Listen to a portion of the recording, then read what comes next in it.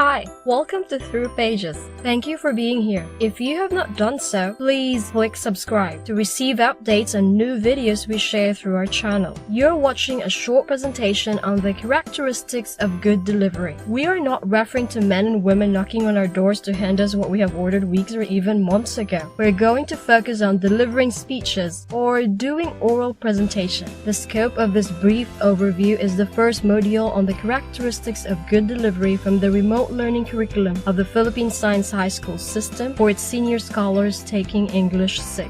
We are going to focus on 4 characteristics: conversational quality, attentiveness, immediacy, and directness. Conversational quality, according to dictionary.com, is a manner of utterance that resembles the spontaneity and informality of relaxed personal conversation. Conversational quality is a speaker's ability to prepare a speech and rehearse a speech, but still sound spontaneous when delivering it. There are 5 components to achieve conversational quality. 1. Enthusiasm. We choose a topic that we are passionate about. It is going to be difficult to sound excited if we have a boring topic.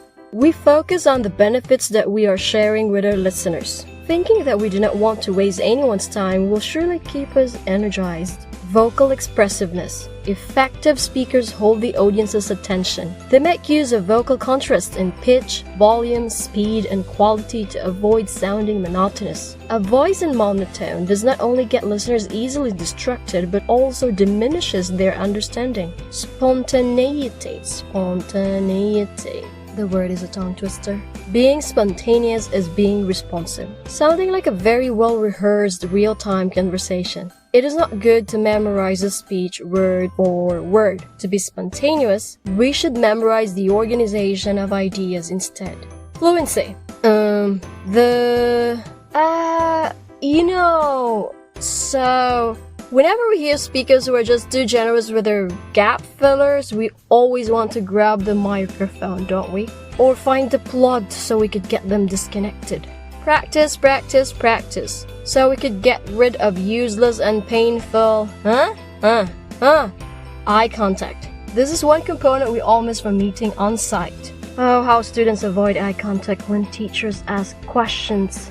Believe it or not, even in online conversations and video recorded presentations, eye contact remains important. Ms. Janice Tomek shared these tips. While we look into the camera lens, we envision we're speaking with someone we know. We place a colored sticky or a picture of someone we know just above the camera. When we have to look away because we have to think and remember what to say and it is not polite to stare, we make sure we bring ourselves back to look at the camera. Now we move on to attentiveness. Effective speakers are attentive to their audience. They establish and maintain genuine connection, not some strangling, choking, poor style. To hold the attention of the audience, here are 3 important aspects. 1. Readiness to proceed. We do not start until we are sure that the room or the overall ambience is free of unnecessary noise and other distractions. Let the host do his job in giving us a proper introduction, meant to share our credentials and prep the audience, directing their attention to us, the speaker. Selection of certain stimuli for focus. To emphasize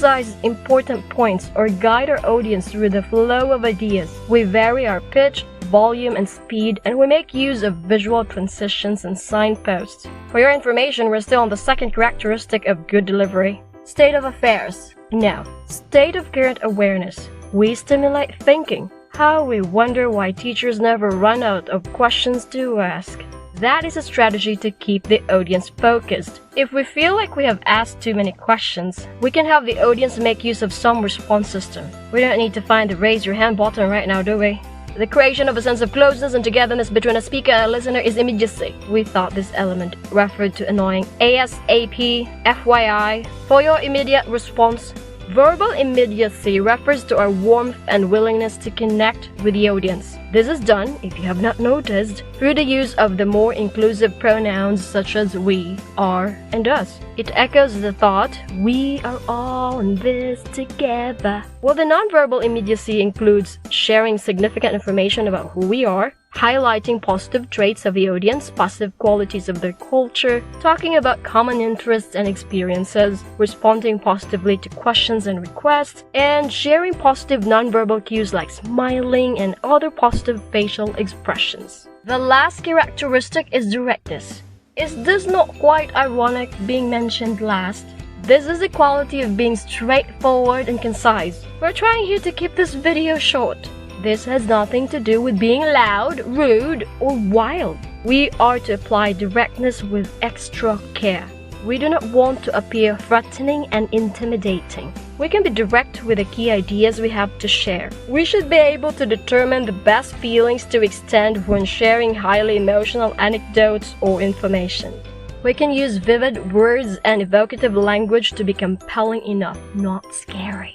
Allow me to mention the video of Taylor Malley's poem. I thought I have shared how that poem talks about this generation, speakers from our age, and sentences with question marks.